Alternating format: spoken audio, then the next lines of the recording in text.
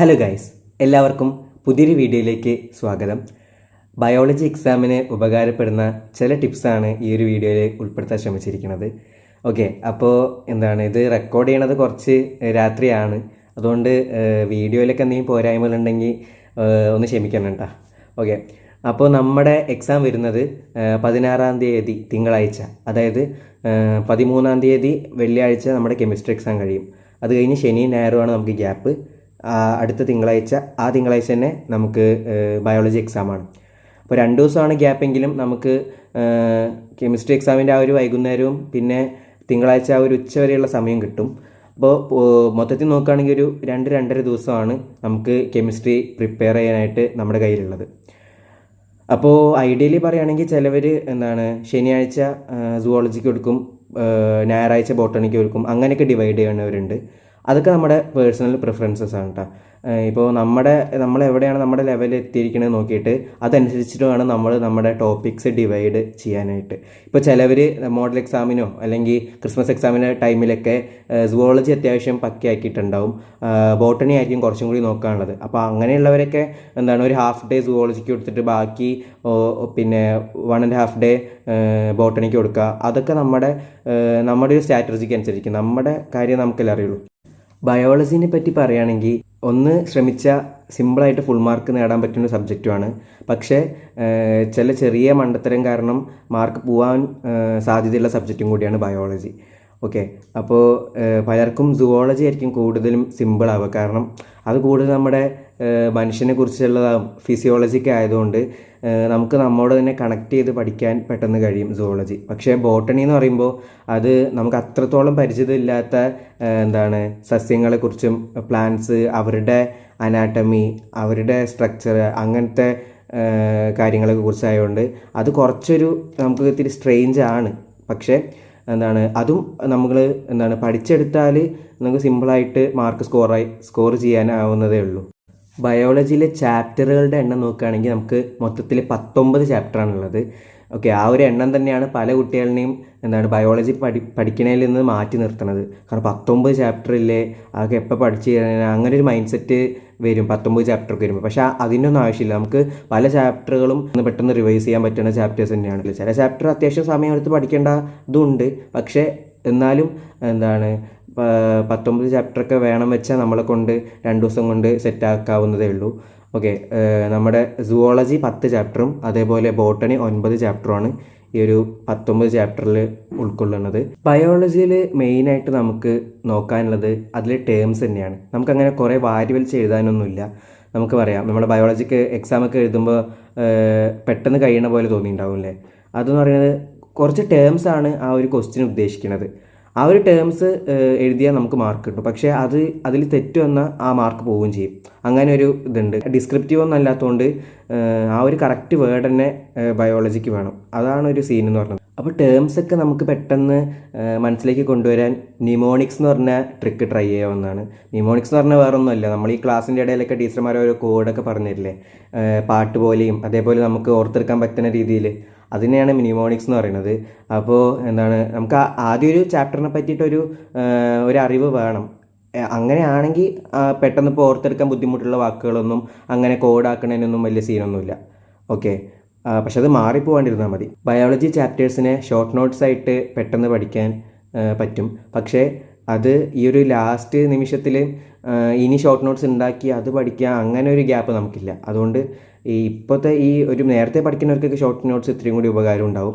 അപ്പോൾ ഇപ്പോഴൊക്കെ നമ്മൾ മാക്സിമം PDF അങ്ങനെ HSS ലൈവ് എന്നൊക്കെ നോട്ട്സൊക്കെ ഉണ്ടാവും, ഷോർട്ട് നോട്ട്സ് ഉണ്ടാവും, ഡീറ്റെയിൽഡ് നോട്ട്സൊക്കെ ഉണ്ടാവും. അപ്പോൾ നമുക്ക് ഏതാണോ നമ്മുടെ താല്പര്യം അതനുസരിച്ച് ഡൗൺലോഡ് ചെയ്ത് പെട്ടെന്ന് പഠിച്ചു തീർക്കുക എന്നുള്ളതാണ് ഈ ഒരു ലാസ്റ്റ് ടൈമിൽ നമ്മൾ കൂടുതൽ ഊന്നൽ നൽകേണ്ടത്. ബയോളജി കൂടുതൽ തിയറി ഓറിയൻറ്റഡ് ആയതുകൊണ്ട് ഡിസ്ട്രാക്റ്റഡ് ആവാനും അതേപോലെ പെട്ടെന്ന് ബോറടിക്കാനൊക്കെയുള്ള ചാൻസ് കൂടുതലാണ്.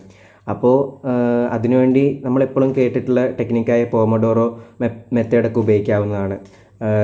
ഒരു 25 മിനിറ്റ് പഠനം, ഒരു 5 മിനിറ്റ് റെസ്റ്റ്. പക്ഷേ ആ റെസ്റ്റ് നമ്മൾ കൂടാതെ ശ്രദ്ധിക്കണം. അങ്ങനത്തെ മെത്തേഡ്സൊക്കെ നമുക്ക് ഉപയോഗിക്കാം. അതേപോലെ ഇപ്പോൾ ക്ലാസ്സോ അല്ലെങ്കിൽ അങ്ങനത്തെ എന്തെങ്കിലും കേൾക്കുമ്പോഴൊക്കെ ഇങ്ങനെ വെറുതെ ഇങ്ങനെ എന്തെങ്കിലുമൊക്കെ പേപ്പറിൽ ഇങ്ങനെ അതുമായിട്ട് ബന്ധപ്പെട്ട കാര്യങ്ങളൊക്കെ ഇങ്ങനെ വെറുതെ ഇങ്ങനെ എഴുതുക. ഇപ്പോൾ നോട്ട് പോലെ അങ്ങനെ വൃത്തിയായിട്ട് എഴുതണമെന്നൊന്നുമില്ല, ജസ്റ്റ് ഒന്ന് സ്ക്രിബിൾ ഇങ്ങനെ ചെയ്താൽ പക്ഷേ പെട്ടെന്ന് നമ്മുടെ മൈൻഡിലേക്ക് അതിങ്ങനെ ലോഡാവണ പോലെ എനിക്ക് ഫീൽ ചെയ്യാറുണ്ട്. ഞാനത് ട്രൈ ചെയ്യാറുണ്ട്. ഇങ്ങനെ ക്ലാസ്സൊക്കെ കാണുമ്പോൾ അത് അതിൻ്റെ വല്ല ഫിഗർ വരയ്ക്കുകയോ അല്ലെങ്കിൽ നമുക്ക് ഓർത്തെടുക്കാൻ പറ്റുന്ന കാര്യങ്ങളൊക്കെ ഇങ്ങനെ എഴുതുക. അങ്ങനത്തെ ആ ടേംസ് ഒക്കെ എഴുതുമ്പോൾ നമുക്ക് അത് അതിൻ്റെ സ്പെല്ലിങ്സും കാര്യങ്ങളൊക്കെ നമ്മുടെ മനസ്സിൽ പതിയുകയും ചെയ്യും, പെട്ടെന്ന് നമുക്ക് ഓർത്തെടുക്കാനും പറ്റും. അങ്ങനത്തെ ഒരു ടെക്നിക്കാണ്.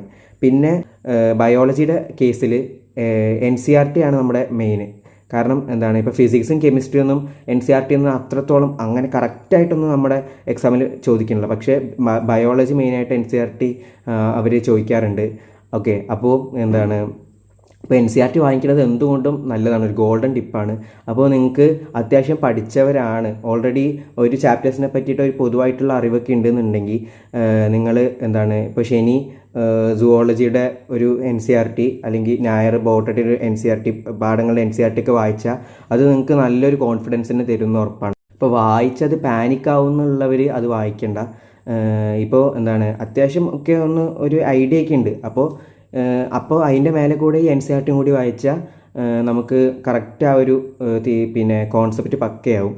ഓക്കെ, അത് നമ്മൾ അതൊരു ഓപ്ഷണലാണ്, എല്ലാവരുടെ അടുത്തും ചെയ്യണമെന്ന് ഞാൻ പറയില്ല. പക്ഷേ അത് ചെയ്താൽ അത് നല്ല രീതിയിൽ ഉപകാരപ്പെടും. നമ്മൾ കുറച്ചൊന്ന് മെനക്കെട്ടാൽ മതി, സമയമൊക്കെ ഒന്ന് അഡ്ജസ്റ്റ് ചെയ്താൽ മതി. നമ്മുടെ കയ്യിലുള്ള ചാപ്റ്റേഴ്സിനെ നമ്മൾ ഒരു ലിസ്റ്റാക്കിയേണ്ട എഴുതുക. എന്നിട്ട് നമ്മൾ മുഴുവൻ പഠിച്ചത് ഏതാണ്, അല്ലെങ്കിൽ ഇനി പഠിക്കാനുള്ളത് ഏതാണ്, പഠിക്കാൻ ഡിഫിക്കൽട്ട് ഏതാണ്, അങ്ങനെയൊക്കെ കുറച്ചൊന്ന് ക്ലാസിഫൈ ചെയ്താൽ നമുക്ക് തന്നെ മനസ്സിലാവും. ഇതിപ്പോൾ അത്രയൊന്നും ഇല്ലല്ലോ, നമ്മൾ ഏകദേശം കുറച്ചൊക്കെ പഠിച്ചിട്ടുണ്ട്, ഇനി ഈ ഒരു ചാപ്റ്ററും കൂടി സെറ്റാക്കി ഒന്ന് റിവൈസ് ചെയ്താൽ നമ്മുടെ കയ്യിൽ നിൽക്കും എന്നുള്ള ആ ഒരു മൈൻഡ് സെറ്റ്, ആ ഒരു കോൺഫിഡൻസ് വരും.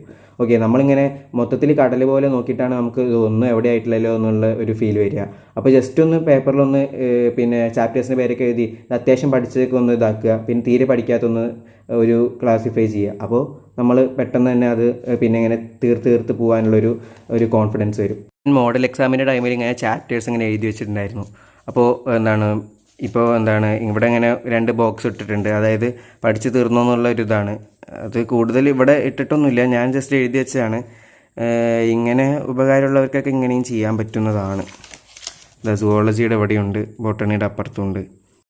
ഇപ്പോൾ നമ്മൾ പഠിക്കുമ്പോൾ ഒരു പാഠം പഠിച്ചു കഴിഞ്ഞു വിചാരിക്കുക, അപ്പോൾ നമ്മൾ അതിൻ്റെ റെഫറൻസസും ഈ ടെക്സ്റ്റ് ബുക്കൊക്കെ ഒന്ന് അടിച്ച് വെച്ചിട്ട് നമുക്ക് എന്താണോ ആ പാഠത്തിൽ നിന്ന് മനസ്സിലായി അത് ജസ്റ്റ് ഒന്ന് സ്വയം പറഞ്ഞു നോക്കുക, അല്ലെങ്കിൽ മറ്റൊരാൾക്ക് പറഞ്ഞു കൊടുക്കുന്ന രീതിയിൽ ഒന്ന് ട്രൈ ചെയ്താൽ ഇപ്പോൾ നമുക്ക് എല്ലാം ഒന്നും അങ്ങനെ ഓർത്തെടുക്കണമെന്നൊന്നും ഉണ്ടാവില്ല. പക്ഷേ കുറച്ചാണെങ്കിലും അത് നമുക്ക് പെട്ടെന്നൊരു ആക്റ്റീവ് റീകാളിങ് മെത്തേഡിൽ പെട്ടെന്ന് നമുക്കത് എത്രത്തോളം നമ്മുടെ മൈൻഡിൽ അത് സ്റ്റോർ ആയിട്ടുണ്ട് എന്നൊക്കെ നമുക്ക് തന്നെ മനസ്സിലാവാൻ സാധിക്കും. ഞാനിതിനെക്കുറിച്ചൊരു പോസ്റ്റ് ഇട്ടിട്ടുണ്ടായിരുന്നു കമ്മ്യൂണിറ്റിയിൽ, എന്തെങ്കിലും ക്വസ്റ്റ്യൻസ് ഉണ്ടെങ്കിൽ ചോദിക്കാൻ. അപ്പോൾ കുറച്ച് ക്വസ്റ്റ്യൻ തന്നെ വന്നിട്ടുള്ളൂ, അപ്പോൾ അത് ജസ്റ്റ് ഒന്ന് ആൻസർ ചെയ്യുക.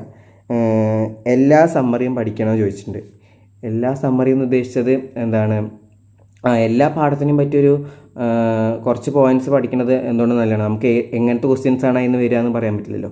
ഓക്കെ, അപ്പോൾ ഇപ്പോൾ ചില വെയിറ്റേജ് കുറഞ്ഞുള്ള പാഠമൊക്കെ ഉണ്ട്. അപ്പോൾ ടൈം തികയാത്തവർക്ക് അത് ഒക്കെ വെയിറ്റേജ് അനുസരിച്ച് സ്കിപ്പ് ചെയ്യാവുന്നതാണ്. പിന്നെ ലാസ്റ്റ് ആകുമ്പോഴേക്കും ചാപ്റ്റേഴ്സ് മൊത്തം കവർ ചെയ്യാനാണ് ഇമ്പോർട്ടൻസ് കൊടുക്കേണ്ടത്, അതോ PYQ ഇമ്പോർട്ടൻറ്റ് പോർഷൻസിന് വെയിറ്റേജ് കൊടുത്ത് പഠിക്കേണ്ടതാണോ വേണ്ടതെന്ന് ചോദിച്ചിട്ടുണ്ട്. ഓക്കെ, അപ്പോൾ എല്ലാ ചാപ്റ്ററും കവർ ചെയ്താൽ നമുക്കൊരു കോൺഫിഡൻസ് കിട്ടും. പക്ഷേ ബയോളജിക്ക് എന്ന് പറയുന്നത് PYQക്ക് നല്ല ഇമ്പോർട്ടൻസ് ഉള്ള ഒരു ചാപ്റ്ററാണ്. അതായത് നമുക്ക് അനലൈസ് ചെയ്ത് അറിയുക, PYQത്തെ ക്വസ്റ്റ്യൻസൊക്കെ വീണ്ടും റിപ്പീറ്റ് ചെയ്ത് ഇരിക്കുന്നതാണ്. അപ്പോൾ ഒരു ചാപ്റ്റർ എടുക്കുക, അതിൻ്റെ PYQ ഞാൻ പറഞ്ഞിട്ടില്ല HSS ലൈവിൽ, ആ ഒരു ചാപ്റ്ററും PYQ ഓൾ PYQ എന്നൊക്കെ അടിച്ചു കൊടുത്താൽ കറക്റ്റ് ആയിട്ട് എല്ലാ PYQയും വരുന്ന PDF ഒക്കെ ഉണ്ട്. അതൊക്കെ ഡൗൺലോഡ് ചെയ്ത് പഠിച്ചാൽ നമുക്ക് എങ്ങനെയാണ് ക്വസ്റ്റ്യൻ വരിക, അതിന് കറക്റ്റായിട്ട് എന്താ ആൻസർ കൊടുക്കേണ്ടത് അത് നമുക്ക് അതിൽ നിന്ന് കിട്ടും. അപ്പോൾ എല്ലാവരും PYQ റെഫർ ചെയ്യാൻ മറക്കണ്ട. പാറ്റേൺ മാറുന്ന സാഹചര്യത്തിൽ PYQ എത്രത്തോളം യൂസ്ഫുള്ളാണ് എന്ന് ചോദിച്ചിട്ടുണ്ട്. മീൻസ് പാറ്റേണൊക്കെ മാറുന്നുണ്ട് ചെറിയ രീതിയിൽ, പക്ഷേ നമുക്ക് അങ്ങനെ അടിമുടിയൊന്നും അങ്ങനെ മാറാൻ കഴിയില്ലല്ലോ. അപ്പോൾ എന്തായാലും PYQ റെഫർ ചെയ്യുന്നത് വളരെ യൂസ്ഫുള്ളാണ്. പിന്നെ മെമ്മറൈസ് ചെയ്യാനുള്ള ടിപ്പ് ചോദിച്ചിട്ടുണ്ട്. അത് ഞാൻ പിന്നെ ന്യൂമോണിക്സ് അത് നമ്മൾ ലൈവ് ക്ലാസ്സിലൊക്കെ തന്നെ അവർ നല്ല അടിപൊളി കോഡൊക്കെ പറയുന്നുണ്ട്. അപ്പോൾ ഞാനായിട്ട് പറഞ്ഞ് കൊള്ളാക്കണ്ടല്ലോ, അപ്പോൾ അതൊക്കെ നോക്കി എന്താണ് സെറ്റാക്കുമല്ലോ. ഓക്കെ. പിന്നെ മെമ്മറൈസ് ചെയ്യുക പറയുന്നത് നമുക്ക് നമ്മുടെ റിയൽ ലൈഫായിട്ട് കണക്ട് ചെയ്യാൻ പറ്റുവാണെങ്കിൽ അങ്ങനെയൊക്കെ ചെയ്യാം. മീൻസ് ഇപ്പോൾ മെയിനായിട്ട് സുവോളജിയൊക്കെ നമുക്ക് അങ്ങനെ പെട്ടെന്ന് കണക്ട് ചെയ്ത് പഠിക്കാവുന്നതാണ്. ബോട്ടണിയാണ് പിന്നെ കുറച്ച് സീന്, അതും നമ്മൾ എന്താണ് പഠിച്ചാലൊക്കെ സെറ്റാണ് ബയോളജി. പിന്നെ എക്സ്ക്രീഷൻ എന്ന ചാപ്റ്ററിൽ ചില ടോപ്പിക്സ് ഒന്നും ക്ലിയർ ആവുന്നില്ല, എങ്ങനെയാണ് പഠിക്കുക എന്ന് ചോദിച്ചിട്ടുണ്ട്. എക്സ്ക്രീഷനിലെ ചാപ്റ്ററിൽ മെയിനായിട്ട് പഠിക്കാനുള്ള ഒരു എന്താണ് കിഡ്നിയുടെ ആ ഒരു സ്ട്രക്ചർ, പിന്നെ കോർട്ടെക്സ് മേടിയുള്ള നെഫ്രോണിൻ്റെ ഒരു ജെക്സ്റ്റാ മെഡിലറി നെഫ്രോണും കോർട്ടിക്കൽ നെഫ്രോണും തമ്മിലുള്ള ഡിഫറൻസസ്, ആ ഒരു കാര്യം. പിന്നെ നമുക്ക് പഠിക്കാനുള്ളത് ഒരു യൂറിൻ ഫോർമേഷനാണ്, അതായത് ആ ഒരു അൾട്രാ ഫിൽട്രേഷൻ, പിന്നെ ട്യൂബുലാർ റീഅബ്സോർപ്ഷൻ, ട്യൂബുലാർ സെക്രീഷൻ. ആ ഒരു 3 ടിപ്സും ജസ്റ്റ് ഒന്ന് നോക്കി വയ്ക്കുക, 3 സ്റ്റെപ്പും ജസ്റ്റ് ഒന്ന് നോക്കി വയ്ക്കുക. ആ കിഡ്നിയുടെ ആ ഒരു റെഗുലേഷൻ, ആ 2 കാര്യങ്ങൾ, ആ ഒരു റാസ് മെക്കാനിസം, ANF മെക്കാനിസം, അങ്ങനത്തെ കുറച്ച് കാര്യങ്ങളൊക്കെയാണ് ചാപ്റ്ററിലുള്ളത്. അത് പിന്നെ കുറച്ച് അത്യാവശ്യം കുഴപ്പമില്ല, മീൻസ് സിമ്പിളാണെന്നും പറയുന്നില്ല, എന്നാലും പഠിച്ചെടുക്കാൻ പറ്റുന്ന ഒരു ചാപ്റ്റർ തന്നെയാണ് എക്സ്ക്രീഷൻ എന്ന് പറയുന്നത്. ഓക്കെ. അപ്പോൾ എല്ലാ ഫിസിയോളജി ചാപ്റ്ററിലും, അതായത് ഈ മറ്റേ ബ്രീത്തിങ്, നമ്മുടെ ബോഡി സർക്കുലേഷൻ, എക്സ്ക്രീഷൻ, ഇങ്ങനത്തെ ചാപ്റ്റേഴ്സൊക്കെ ലാസ്റ്റ് കുറച്ച് ഡിസോർഡേഴ്സ് ഉണ്ടാവില്ല നമ്മുടെ, അത് പിന്നെ രോഗങ്ങൾ, ആ ഒരു ഇതും പഠിക്കാൻ വിടണ്ട. കാരണം അതൊക്കെ ഇങ്ങനെ അങ്ങോട്ടും ഇങ്ങോട്ടും മറിച്ചും തിരിച്ചും ചോദിക്കാറുണ്ട്. അപ്പോൾ ആ ഒരു പിന്നെ രോഗങ്ങളുടെ ആ ഒരു ഡെഫിനിഷനും അതൊന്നും പിന്നെ ആരും പഠിക്കാൻ മറക്കണ്ട. പിന്നെ ചോദിച്ച ക്വസ്റ്റ്യൻസ്, നീ എങ്ങനെയാണ് പഠിക്കുന്നത് എന്നും നിനക്ക് എത്ര മാർക്കുണ്ട് മോഡലിന്. ഓക്കെ, അങ്ങനെ ഒരു ക്വസ്റ്റ്യൻ ചോദിച്ചിട്ടുണ്ട്. എനിക്ക് മോഡലിന് ബയോളജിയിൽ ഫുൾ ഉണ്ടായിരുന്നു കേട്ടോ. കാരണം ഞാൻ എന്താണ് നീറ്റിന് ഫോക്കസ് ചെയ്യുന്നുണ്ട്. ഓക്കെ. അപ്പോൾ എനിക്കതിൽ ഫിസിക്സും കെമിസ്ട്രിയും ഒന്നും അത്ര കോൺഫിഡൻ്റ് അല്ലെങ്കിലും ബയോളജി അത്യാവശ്യം കോൺഫിഡൻ്റ് ആണ്. അതുകൊണ്ടാണ് എനിക്ക് ബയോളജിയിൽ എനിക്ക് അത്ര ഒരു ടെൻഷൻ ഇല്ലാത്തത്. അത് പറഞ്ഞ് നീറ്റ് ഫോക്കസ് ചെയ്യുന്നവർക്ക് മാത്രമാണ് ബയോളജിയിൽ മാർക്ക് കിട്ടണമെന്നല്ല കേട്ടോ. എത്രയോ പേർക്ക് ബയോളജി ഫുൾ മാർക്ക് കിട്ടുന്നുണ്ട്. അതൊക്കെ നമുക്ക് നമ്മുടെ PYQ ഓറിയൻറ്റഡ് ആയിട്ട് പഠിച്ചാൽ തന്നെ ബയോളജി അത്യാവശ്യം ഫുൾ മാർക്ക് തന്നെ നമുക്ക് സ്കോർ ചെയ്യാൻ പറ്റും. ഓക്കെ. അപ്പോൾ ഇതാണ് എൻ്റെ NCERT ബയോളജിയുടെ. ഓക്കെ. ഇതിൻ്റെ കോലൊന്നും നോക്കണ്ട, കാരണം ഇത് മറ്റേ എനിക്കൊരു സീനിയർ, കഴിഞ്ഞ വർഷത്തെ സീനിയർ തന്നാണ്. ഓക്കെ. അപ്പോൾ എന്താണ് ഞാൻ പഠിച്ച് അങ്ങനെ ആയിരുന്നല്ല, അത് ഓൾറെഡി തരുമ്പോഴേ അങ്ങനെ ആയിരുന്നു. ചില പാഠങ്ങളൊക്കെ അത്യാവശ്യം എന്താണ് ഭയങ്കര വാസ്റ്റായിട്ട് കിടക്കുന്നുണ്ട്. അപ്പോൾ അത് നമുക്ക് ആവശ്യമില്ലാത്ത ടോപ്പിക്സൊക്കെ നമ്മൾ അവോയ്ഡ് ചെയ്യുക. കാരണം എല്ലാം ഒന്നും നമുക്ക് അറിയാമല്ലോ നമ്മൾ ഏതൊരു ഏരിയയിൽ നിന്നാണ് മെയിനായിട്ട് ക്വസ്റ്റ്യൻ വരികയെന്ന്. അപ്പോൾ ആ കാര്യങ്ങളൊക്കെ മെയിനായിട്ട് പഠിക്കുക. പിന്നെ സുവോളജിയിൽ മെയിനായിട്ട് അനിമൽ കിങ്ഡം ആരും സ്കിപ്പ് ചെയ്യേണ്ട. കാരണം അത് പെട്ടെന്ന് പഠിച്ച തലയിൽ നിൽക്കുന്ന ഒരു ചാപ്റ്റർ ആയിട്ടാണ് എനിക്ക് തോന്നിക്കുന്നത്. പക്ഷേ ചിലർ പറയുന്നത് അതിന് എക്സാമ്പിളൊക്കെ കുറച്ച് കൺഫ്യൂസിങ് ആണെന്ന്. പക്ഷേ അത് കറക്റ്റായിട്ട് NCERT ഒന്ന് വായിച്ചാൽ അത് നല്ലൊരു ചാപ്റ്ററാണ്. കാരണം നല്ല മാർക്കും കിട്ടും, പിന്നെ നന്നായിട്ട് പഠിക്കാൻ നല്ലൊരു ഇൻട്രസ്റ്റ് ഉള്ള ചാപ്റ്ററാണ് അനിമൽ കിങ്ഡം. അതേപോലെ ആ ഒരു ലിവിങ് വേൾഡ് അതിന്നൊക്കെ കുറച്ച് ചാപ്റ്ററിനെ ചോദിക്കുള്ളൂ. ഓക്കെ. പിന്നെ ആ ഒരു എന്താണ് ഫ്രോഗിൻ്റെ ചാപ്റ്റർ ഉണ്ടല്ലോ, ഫ്രോഗിൻ്റെ ചാപ്റ്ററൊക്കെ നമുക്ക് എന്താണ് ആ ഒരു അഡാപ്റ്റേഷൻ, ആ ഫ്രോഗിൻ്റെ അഡാപ്റ്റേഷൻ, നിക്റ്റിറ്റേറ്റിംഗ് മെംബ്രെയിന്, അങ്ങനത്തെ കുറച്ച് കാര്യങ്ങളാണ് അതിലുള്ളത്. പിന്നെ സുവോളജിയിൽ ഉള്ളത് ബയോമോളിക്യൂൾസ്, അത് അത്യാവശ്യം ഇത്തിരി കട്ടിയുള്ള ചാപ്റ്ററാണ്. പിന്നെ ഇത്തിരി കെമിസ്ട്രിയൊക്കെ കടന്നു വരുന്നൊരു ചാപ്റ്ററാണ് അതിൽ. അതും NCERT അത് വായിക്കണമെന്ന് ഞാൻ പിന്നെ റെക്കമെൻഡ് ചെയ്യില്ല. ഞാൻ എന്താണ് അതൊക്കെ പിന്നെ വൺ ഷോട്ടോ അല്ലെങ്കിൽ യൂട്യൂബിലുള്ള ക്ലാസ്സസൊക്കെയാണ് അതിന് അടിപൊളി. അത് ചില റിപ്പീറ്റഡ് ക്വസ്റ്റ്യൻസാണ് വരിക, അതൊക്കെ നോക്കിയിട്ട് പോയാൽ അത് സെറ്റാവും. പിന്നെ നമ്മുടെ physiology chapters, breathing, body fluid, excretory product, locomotion and movement, neural control and coordination, പിന്നെ കെമിക്കൽ കോർഡിനേഷൻ ആൻഡ് ഇൻറ്റഗ്രേഷൻ. ഈ കെമിക്കൽ കോർഡിനേഷൻ ഇൻറ്റഗ്രേഷനിലൊക്കെ ധാരാളം ഹോർമോൺസ്, അതേപോലെ ഗ്ലാൻസ്, അതൊക്കെ പഠിക്കാനുണ്ട്. അതിൽ പലതും നമ്മൾ 10ാം ക്ലാസ്സിൽ പഠിച്ചിട്ടുണ്ട്. എന്നാലും അതൊക്കെ കറക്റ്റായിട്ട് തന്നെ ഓർത്ത് വയ്ക്കാൻ നമ്മൾ ശ്രമിക്കണം. ഇനിയിപ്പോൾ നിങ്ങൾ ഏത് സബ്ജക്റ്റിന് പഠിക്കുകയാണെങ്കിൽ നമ്മുടെ മോഡൽ എക്സാം, ക്രിസ്മസ് എക്സാം, അതിൻ്റെയൊക്കെ ക്വസ്റ്റ്യൻ പേപ്പർ വെച്ച് പഠിക്കുക. ഇതാണ് നമ്മുടെ മോഡലിൻ്റെ പേപ്പർ എന്ന് പറയുന്നത് ബയോളജിയുടെ.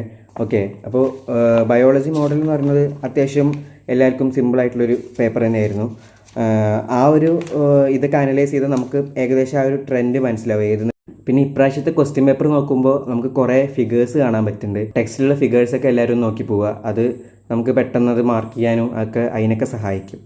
ഓക്കെ, അപ്പോൾ അത്രയൊക്കെയാണ് എനിക്ക് ബയോളജിനെ പറ്റി പറയാനുള്ളത്. അങ്ങനെ ടെൻഷനൊന്നും അടിക്കാണ്ട് കറക്റ്റായിട്ട് ഇങ്ങനെ ഓരോ കാര്യങ്ങൾ പഠിക്കുന്നതിനനുസരിച്ച് ഇങ്ങനെ മാർക്ക് ചെയ്ത് മെല്ലെ പോയി പിന്നെ ഒന്ന് കറക്റ്റായിട്ടൊന്ന് റിവൈസും ചെയ്ത് ലൈവ് ക്ലാസ്സൊക്കെ ഒന്ന് കണ്ട് പോയാൽ ബയോളജി എക്സാം സെറ്റാവും. അപ്പോൾ അത്രയ്ക്ക് എനിക്ക് ബയോളജി എക്സാമിനെ പറ്റി പറയാനുള്ളൂ. ഓക്കെ, അടുത്തൊരു വീഡിയോയിൽ കാണുന്നവരെ ബൈ.